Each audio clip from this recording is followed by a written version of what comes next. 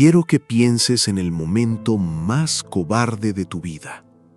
Ese momento en que pudiste hablar y no hablaste. En que pudiste defender a alguien y miraste para otro lado. En que pudiste quedarte y elegiste irte. Todos tenemos ese momento. Ese instante exacto que guardamos en el lugar más oscuro de la memoria porque duele demasiado sacarlo a la luz. Ese momento en que fuiste menos de lo que sabías que podías ser. Menos de lo que le habías prometido a alguien que serías. Ahora, imagina que ese momento tuyo más cobarde hubiera ocurrido la misma noche en que la persona a quien más amabas en el mundo estaba siendo juzgada, torturada y condenada a muerte. Imagina que mientras eso pasaba, tú estabas afuera, calentándote las manos en una fogata, negando conocerlo, no una, no dos, 3 veces, con más convicción cada vez, como si cada negación te hundiera un poco más en algo de lo que sabías que no ibas a poder salir fácilmente. Mi nombre es Pedro, y durante siglos me han recordado por 2 cosas: por ser la roca sobre la que se construyó la iglesia y por haber negado a Jesús 3 veces antes de que cantara el gallo. Hoy quiero contarte lo que pasó entre esas 2 versiones de mí. Porque la distancia entre el hombre que lo negó y el hombre que dio su vida por él es la historia más honesta que conozco sobre lo que significa fallar, levantarse y volver a empezar. Quédate, porque lo que nadie te ha contado de mí es exactamente lo que necesitas escuchar hoy. Yo era pescador. Eso es lo primero que necesitas saber sobre mí porque define todo lo demás. No era un hombre de letras, ni de templos, ni de discusiones teológicas. Era un hombre de redes, de agua, de madrugadas en el lago con las manos ásperas y el cuerpo cansado. Mi mundo tenía bordes claros y conocidos: el lago de Galilea, mi barca, mi hermano Andrés, la casa de mi suegra en Capernaum. Era una vida simple, predecible, con sus dificultades, pero también con su orden. Y yo era un hombre directo, impulsivo, de los que hablan antes de pensar y actúan antes de calcular. Eso me metió en problemas muchas veces a lo largo de mi vida, pero también fue lo que me hizo ser quien fui. Cuando Jesús me llamó, yo estaba echando las redes al lago. Me dijo simplemente: sígueme. Y lo seguí, sin preguntar a dónde, sin negociar condiciones, sin pedir tiempo para pensarlo. Dejé la barca, las redes, todo lo que conocía y lo seguí. Así era yo, todo o nada, adentro o afuera. No había término medio en mi manera de vivir ni de amar. Y eso, que fue mi mayor fortaleza durante años, también fue lo que hizo que mi caída fuera tan dura y tan espectacular. Viví cosas junto a él que ningún otro ser humano ha vivido. Estuve en el monte de la Transfiguración, cuando su rostro brilló como el sol y sus vestidos se volvieron blancos como la luz. Vi eso con mis propios ojos. Estuve presente cuando resucitó a la hija de Jairo, cuando el aire en esa habitación cambió de algo pesado y definitivo a algo vivo e increíble. Caminé sobre el agua. Sí, lo escuchaste bien. Caminé sobre el agua. Él me lo pidió y yo salté de la barca.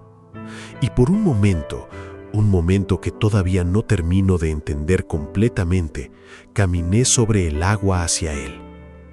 Claro que después me hundí porque el miedo fue más fuerte que la fe en ese instante, pero antes de hundirme, caminé. Y creo que ese episodio resume perfectamente quién era yo.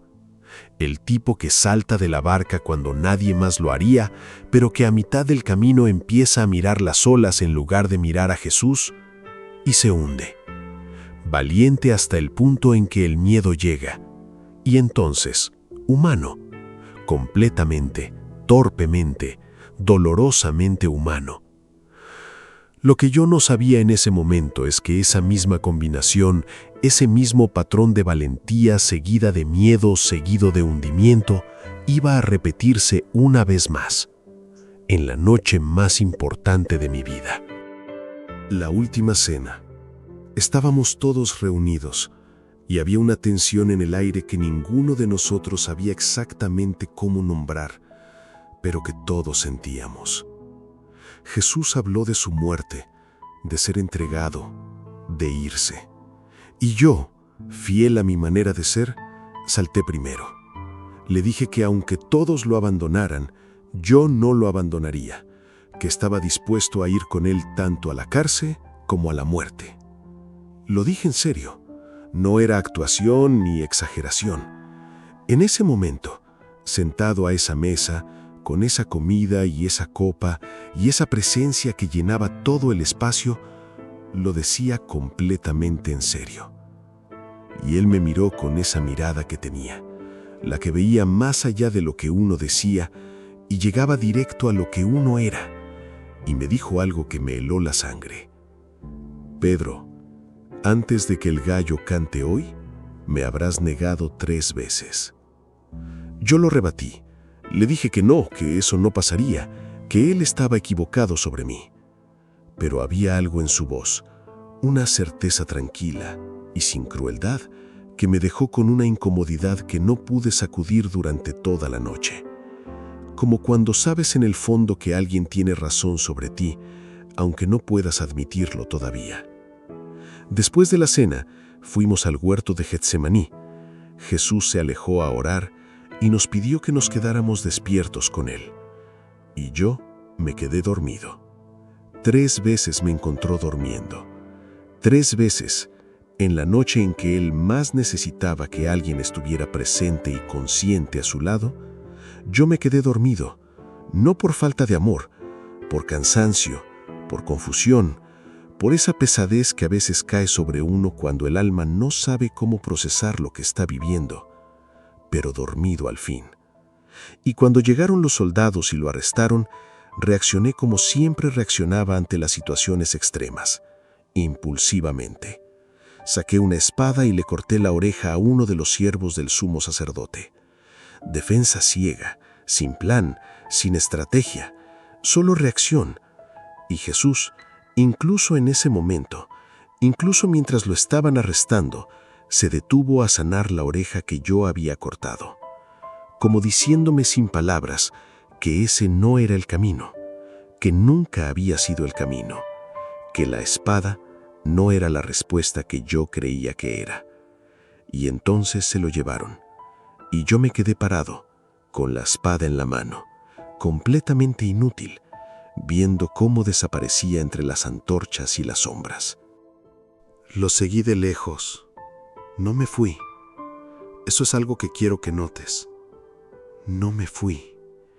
Entré al patio de la casa del sumo sacerdote donde estaba siendo juzgado y me senté entre los siervos alrededor de una fogata. Hacía frío esa noche, un frío que entraba hasta los huesos, y el calor de esa fogata era lo único que funcionaba como ancla en medio de todo lo que estaba pasando. Y entonces una sirvienta me miró fijo, con esa mirada de quien está tratando de recordar dónde ha visto antes una cara, y dijo: «Este también estaba con él». Y yo dije que no lo conocía, que no sabía de qué hablaba. La primera vez. Salí hacia el portal y otra persona me vio y dijo lo mismo, y yo lo negué de nuevo. La segunda vez. Y después, un rato más tarde, alguien más, con más convicción, dijo: «Seguramente este también estaba con él, porque es Galileo, hasta su acento lo delata». Y aquí es donde todavía hoy me cuesta mantener la voz tranquila al recordarlo, empecé a maldecir y a jurar que no conocía a ese hombre. La tercera vez. Y en ese instante exacto, cantó el gallo. Y Jesús, desde adentro, desde donde lo estaban juzgando, se volvió y me miró. No sé cómo fue posible ese momento. No sé cómo en medio de todo lo que él estaba viviendo, en medio del juicio y el dolor y lo que sabía que venía, encontró un momento para voltear y mirarme. Pero lo hizo, y nuestros ojos se encontraron. Y en su mirada no había enojo, no había decepción fría ni acusación. Había algo mucho más difícil de recibir que cualquiera de esas cosas. Había amor. Un amor que sabía exactamente lo que yo acababa de hacer, que no tenía ninguna ilusión sobre lo que había pasado en los últimos minutos y que aún así seguía siendo amor. Salí de ahí corriendo y lloré. Lloré de una manera que nunca antes había llorado en mi vida, con todo el cuerpo, con una intensidad que venía de un lugar muy profundo, del lugar donde uno guarda las verdades sobre sí mismo que no quiere ver. Porque en ese momento entendí con una claridad devastadora que él había tenido razón, que yo, el que había dicho que daría su vida por él, había fallado en el momento exacto en que importaba. Y esa verdad no cabía en ningún lado que no doliera. Los días que siguieron fueron los más oscuros de mi vida. Vi cómo lo crucificaban desde lejos, sin atreverme a acercarme como María Magdalena y las otras mujeres lo hicieron. Vi cómo lo bajaban de la cruz. Vi cómo lo ponían en el sepulcro. Y cargué todo ese tiempo con algo que es diferente a la tristeza normal del duelo. Cargué con la culpa específica de saber que en su momento más difícil yo lo había fallado. Los demás discípulos también estaban destrozados, también estaban asustados, también habían huido, pero ninguno de ellos había mirado a Jesús a los ojos y dicho 3 veces que no lo conocía. Eso era mío, solo mío. Y en esos días de silencio y encierro, me pregunté muchas veces si había alguna forma de seguir siendo yo después de eso. Si el hombre que había caminado sobre el agua, que había declarado que Jesús era el Cristo, que había prometido morir con él, podía seguir existiendo después de haber demostrado tan claramente que era otra cosa completamente distinta. Y entonces resucitó, y se apareció a María Magdalena primero y después a los demás.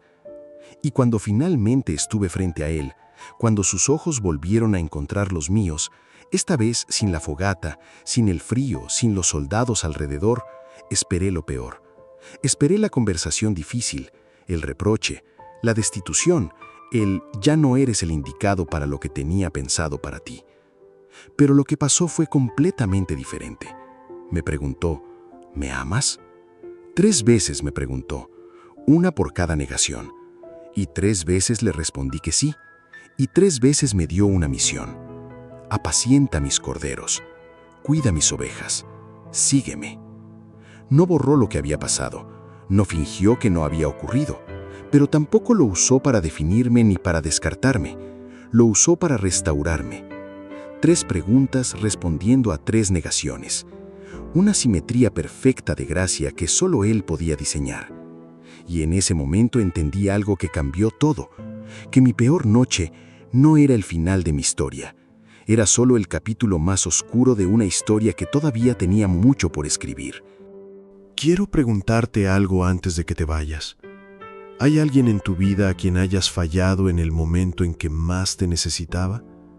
¿Hay una promesa que rompiste, una lealtad que no mantuviste, un momento en que elegiste tu seguridad sobre alguien que amabas?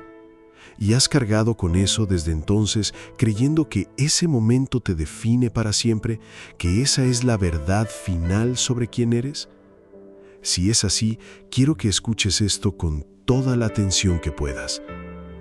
Pedro negó a Jesús 3 veces, la noche más importante de la historia, y Jesús lo restauró completamente, no a pesar de lo que había hecho, sino conociéndolo perfectamente, incluyendo esa noche, incluyendo esa fogata, incluyendo esas 3 negaciones.